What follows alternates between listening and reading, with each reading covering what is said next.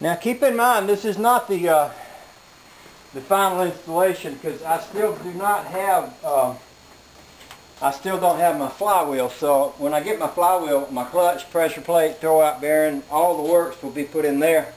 But I can just go ahead and roughly put the transmission in place, which will help me figure out where I need to put that cross member, and then I can go ahead and do the cross member.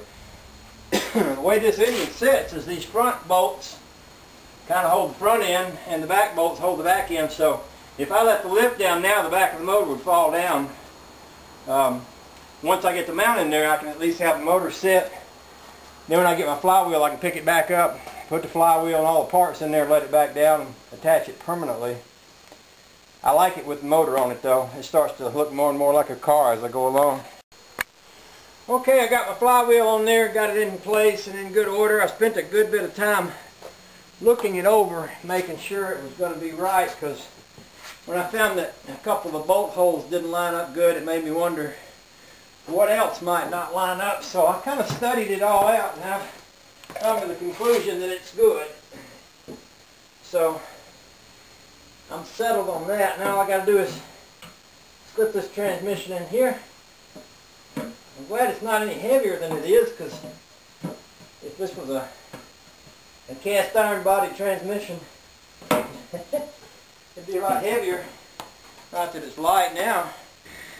Here's where they had the mount in here previously.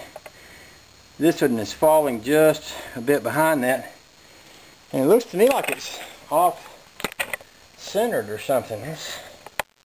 Ain't that funny that that mount sits sideways like that? Who designed that? Huh. Okay, I can work with that. I can, sure can. It almost would sit right there. In fact, I almost don't need much more than a good sized washer welded in place to bolt that to. Let me ease the motor down on that a little bit. It actually sits pretty good right there. I could put me a little extension on the back of this thing. Let that sit right there. Heck, I believe that'd be good enough.